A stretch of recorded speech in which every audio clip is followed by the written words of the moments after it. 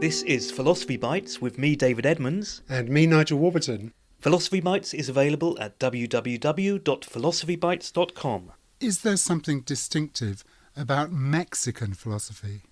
Not simply philosophy done in Mexico, but philosophy that emerges from post-colonial experience in that country. Carlos Alberto Sanchez thinks there is. Here, he explains why and gives us some examples of concepts such as Nepantla that relate directly to Mexican experience. Carlos Alberto Sanchez, welcome to Philosophy Bites. Thank you for having me. It's an honor to be here. We're talking today about Mexican philosophy. There are obviously philosophers who are Mexican, of course, but I'm interested in what's distinctive about Mexican philosophy, which is a different question. So can you say something about that? What, if anything, is distinctive about Mexican philosophy? Sure. Before I get to that part, let me just quickly make a quick distinction between Mexican philosophy and philosophy in Mexico. Philosophy has been in Mexico for a long time. In pre-conquest times, particularly with the Mexica or the Aztecs, there were Tlamatini who were wise and consulted about and spoke about what we consider philosophical matters in the community. Pre-Hispanic thought was not called philosophy only because the term didn't exist then, it wasn't around. But there was philosophy. What we understand by philosophy didn't make its official appearance in the New World until 1540, which is when the Augustinian friar Alonso de la Veracruz held the very first philosophy lecture course in the Americas at a small monastery in the town of Tiripetío in the Mexican state of Michoacán. So technically, this is when philosophy in the Americas, as we understand it, appears for the first time in Mexico in 1540. It comes with the conquerors and the colonizers, and slowly it starts to change and adapt to the realities of the New World. And this adaptation is important for the question that you're asking because by early 20th century, philosophy in Mexico transforms into Mexican philosophy. Its very own tradition of thinking focused on and concerned with its own realities. What lends Mexican philosophy its distinctiveness is precisely that it is a post-colonial philosophy oriented to the needs of its own people. And these are the needs for identity, purpose, and freedom. So you could say the distinctive characteristic is it tries in its character not to be abstract, but to be focused on a particular reality. You talk about identity and freedom. Are you talking about freedom in a personal sense, a cultural sense, a national sense? What kind of freedom do you mean? Yes, so that's a good question too, because a lot of folks, when they think about Latin American philosophy in general, they think that it's strictly a political philosophy. So freedom in that sense would be like political freedom, but freedom in the sense of a personal freedom, and also in the sense of national freedom, and also in the sense of historical freedom. There's a constant harking back to the idea that freedom is the autonomous foundation of everything. So we have to somehow philosophize our ways into freedom or philosophize about it so that other folks can understand what it is that is most important about our existence. And I think that that's what Mexican philosophers have been trying to do, especially in the 20th century. And obviously that is linked to a history of colonialism, but is there something distinctive about a Mexican conception of freedom? I would say is distinctive. I would say that it is a focus of Mexican philosophy. And that would be that freedom is never considered in the abstract. Freedom is always concrete. It's always the freedom of the Mexican people or the freedom of the person or the freedom of the culture. There's this sense in which a lot of the philosophy in Mexico, especially in the 20th century, orients itself in that direction. And so you'll have folks like Jorge Portilla, who is one of the philosophers that's most important in this tradition, who writes about this concept known as relajo. And relajo has to do with attitudes within the Mexican community of simply not caring about the values that constitute reality or eschewing values that have been handed to them so as to organize their lives. And Portilla writes an entire book about how relajo is something that should be overcome. But at the same time, there's a suggestion within his philosophizing that when you're eschewing values that have been passed down to you through tradition, when you try to not follow through on those values, that you're actually expressing a certain liberation from them, right? I see. So overcoming these past values is a reflection of a freedom because it's discarding values that have been imposed from outside. Exactly, yes. So a lot of philosophers do that, not just Portilla, is this idea that we have to question the values that have been handed to us by colonial tradition in order to find ourselves in the midst of all that. Yeah. And what would then count as an authentic expression of value? So now we get into the weeds here. A contemporary Mexican philosopher, Carlos Pereda, doesn't like the idea of authenticity because he thinks that authenticity is going to make us think of relics and make us think of something that should be preserved. If something is authentic, is more valuable than something that's not. So if you look back in the history of Mexican philosophy, you'll also see this tension where philosophers, they're not necessarily concerned with proposing an authentic value or value system, but simply a value system that reflects the experience of the Latin American people, or that affects Mexican experience in a particular with Mexican philosophy. So without using the word authentic, I would say that a genuine value for Mexican philosophers would be one that emerges straight from the Mexican circumstances as they are lived. I want to talk about a couple of concepts that I know you've written about and which presumably reflect this philosophy that hasn't been imposed from outside. One is Nepantla. What is Nepantla? Well, Nepantla is one of the most important concepts, I think, for both indigenous and Mexican philosophy. And Nepantla just means in between or in the middle. And it reflects a particular experience in the beginning of colonization when the indigenous people themselves would describe themselves as Nepantla. This would be occasioned by the colonizers, the priests, trying to force them to be a certain way. And the indigenous people would say, well, we can't be the way that you want us to be because we are still not there. We are still one foot in the past and one foot in the present, and we're in the middle. Eventually, that term gets incorporated into the work of Latina feminist philosophers in the 1970s to reflect that middlehood of being both American and Mexican. Give us a concrete example of being stuck between two different types. Oh, I could give you one that's very, very, very current here in the United States, which is there's an immigration crackdown happening right now. And it seems that the president of the United States wants to expunge all Mexican immigrants or immigrants from the country. I was invited recently to go to Mexico to travel and give a talk out there, but I didn't go. And I didn't go even though I'm a citizen of this country. I didn't go because I was afraid of what would happen to me if I crossed the border.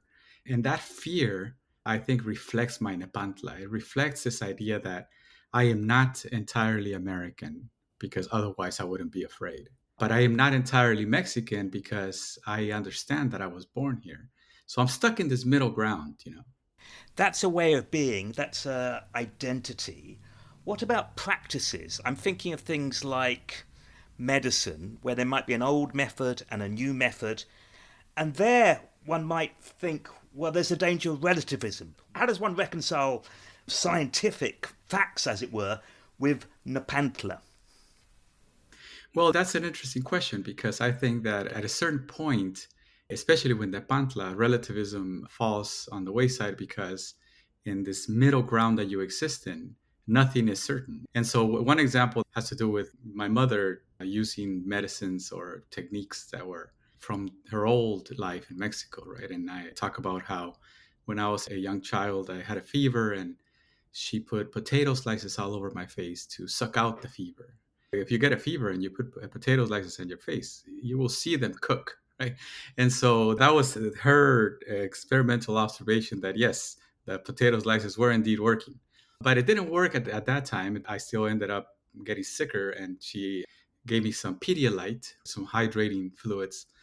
And then she took me to the doctor, and the doctor was very upset with her because she hadn't taken me in earlier. And she said, but doctor, I put potato slices on his face, and he said, What are you talking about? That doesn't make any sense. We're in America. You should do things differently here." And she said, "Oh, well, I did give him Pedialyte. I gave him your fluids." That's a practical example of being a Nepantla. My mother is Nepantla in that sense, right? That she exists in both worlds at the same time. And unfortunately, those people looking from the outside in are going to not see the in betweenness in which she finds herself. But one might imagine that there would be a group of people who believe that the sun goes round the earth, and another group of people who believe that the earth goes round the sun, and one of them's right and one of them's wrong. Right. And then there's a group of people that believe in both things at once, right? Or there's a group of people that believe that the sun is a spotlight or something from an alien ship. In the state of Nepantla, in the state of middlehood or in betweenness, there's really no certainties, right? It's indeterminacy all around. And it's okay. It's okay to be uncertain and to live in a world where things are not settled. That's Nepantla. What is Zozobra? So Sobra is the emotive or emotional expression of that Nepantla, right? So your being is this in-betweenness, going through this middle ground where there is no destination really. You're no longer anchored to a particular location or place or time. And so Sobra is going to be the anxiety that arises from that. It's easy to call it an anxiety because we're familiar with that term and we're familiar with the history of philosophy and the way that it talks about anxiety. But it's more than anxiety. It's more like a feeling of ungroundedness and indeterminacy that accompanies your entire existence. I've struggled in the past to try to distinguish or differentiate the Kierkegaardian notion of anxiety from zozobra. But the only thing I could really say about that is that zozobra is more encompassing of our lives. And you find yourself with a persistent feeling of doom and irreparable calamity. This idea that things are going to go bad any second now, all the time. Is this a feeling that other cultures have but just don't have a word for it? Or is it something very specific to Mexican culture? No, I think it's a feeling that other cultures definitely experience, and they might not have a word for it. The word zozobra comes from the Latin sub and supra. It was Spanishized by the Spanish philosopher Jose Ortega y Gasset, who talked about zozobra as being this feeling of sinking in the middle of the ocean, right? Floundering. But he just kind of mentions it quickly in his work. The Mexican philosophers are the ones that kind of take it in and begin to philosophize it and think, okay, well, yeah, that's the experience that we're feeling constantly, right? It explains a lot of, especially these days, it explains a lot of our feelings about what's going on in the world and the way that we feel about the things that are going on without being able to cognitively express them. So give us an example of when it might emerge. You're hinting there that it might be to do with terrible political circumstances that one can do nothing about, but presumably there were personal circumstances as well that might bring about a feeling of zozobra. Yeah, absolutely. Like I think that for me, to go back to what's happening here in the United States, this sense of being hunted down by the government, I think really illustrates zozobra, right? It brings on that feeling that the moment you step out of your house, something bad might happen. Right. It doesn't sound like a feeling one wants to live with for too long. Is there a solution to it? Yeah, I think that the philosopher that mostly talks about zozobra is Emilio Uranga. He says that zozobra is something that connects us. We're all experiencing zozobra, we just don't talk about it. So if there was a way to connect our zozobras together, we would realize that we're in this world together, that we're going through these calamitous times together. And the solution to feeling that you're about to be squashed by history is to come together in community and share that feeling. And then you'll see that you're not alone in this. This is a simple solution, but it's one that I think is conducive to the creation of communities and dialogue and discourse. One might imagine that an obvious cause of zozobra was the inevitability of death. And I wondered whether there's a distinctive Mexican approach to death that's related to this. Yes, death is one of those concepts that I think Mexican philosophers earlier on, they caught on to the idea that their conception of death was different than, say, the North American or Western conception of death. For the North American and the Western conception of death, death is something that's always in the future, it's something that's coming, it's around the corner, so you prepare for it. You get life insurance, you pick out a burial plot. On the other hand, the conception of death the Mexican philosophers work on is one where death is already happened. Death is already here. Death is a presence. And so you account for that by not dismissing the possibility, for example, of ghosts and presences, and by not being disgusted by death, by not being turned off by it. The poet Octavio Paz talks about playing with death, making death your best friend, right? And there's this idea that death is always around. And if you look at the actual social history of Mexico and Latin America, you'll see why this conception kind of makes sense. From the beginning of conquest and the colonization of the Americas, there was death everywhere. You got used to the idea of death. Today, and in certain parts of Mexico where the narco presence is most defined, you have thousands, literally thousands of deaths taking place on a yearly basis, on some places on a monthly basis. People are, they get used to that idea. Death is always around. And so there's no need really to be afraid of an impending death if death is already there. You mentioned ghost town. I remember being in Venezuela and meeting actually some members of gangs who had their own spirits that they thought were going to protect them. And to me, as an atheist, it just seemed like a form of superstition like any other religious framework. But you think there's something we can learn from this idea of ghosts and spirits being all around? Yeah, absolutely. I think that what we learn is that a lot of these people that believe in ghosts and spirits are not going to be cowering behind their beds waiting for death to show up. It's going to be this courage towards death, this idea that, okay, well, death is here. All right, let's deal with it. Instead of trying to flee from it in many number of ways that you can. Again, you can be an atheist, like my father's an atheist, who I remember telling because he used to work late at nights. And I would say, aren't you afraid of ghosts? Like in the middle of the night when you go to your work. And he would say, no, I'm not afraid of ghosts. Ghosts are not going to do anything to me. It's the living that are going to do something to me, right? So if anything, you learn that people are more dangerous than death itself.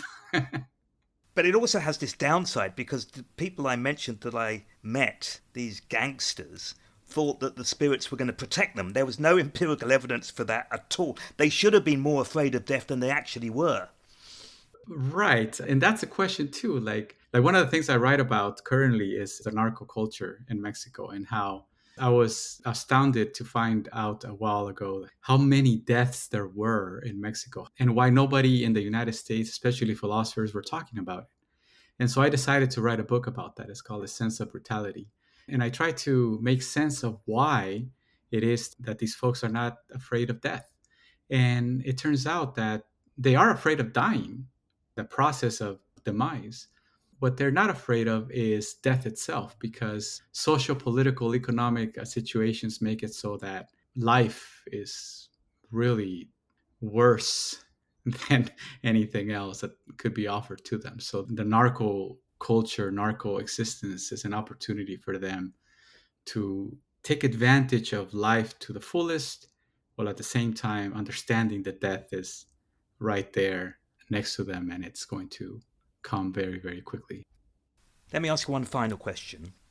None of the things we've been talking about in this interview have made it into the curriculums in Europe and the US.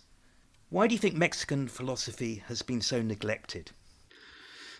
I think that it's been neglected partially because of a implicit unconscious bias. There is a sense in which you read or you hear about Mexican philosophy and you think, well, what could these people possibly contribute to philosophy?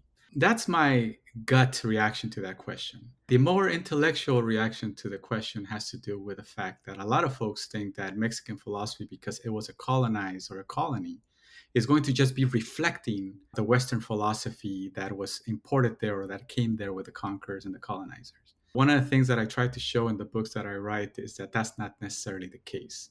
What happens when an imported philosophy lands in Mexico or Latin America is that it begins to adapt and to change and to absorb the culture in which it is in. And then eventually what comes out is going to be a very interesting conception of the world, of the universe, that's going to teach us things about not only those cultures, but about ourselves that we didn't know before. So I think that one of the ways to get people more interested in Mexican philosophy is to think of it that way, to think that one of the things that makes it distinctive, besides the things that I already mentioned, it's its non-Europeanness. Yes, it's going to be some sort of branch of the Western philosophy tree, but it's going to also not be that. It's going to be Nepantla in a sense. And that's the lesson that I think is important to leave you with. Carlos Alberto Sanchez, thank you very much indeed. Thank you for having me. It's been a pleasure.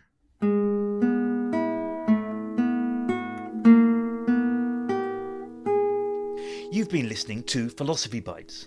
This episode was made in association with the Institute of Philosophy and supported by the Ideas Workshop, part of Open Society Foundations.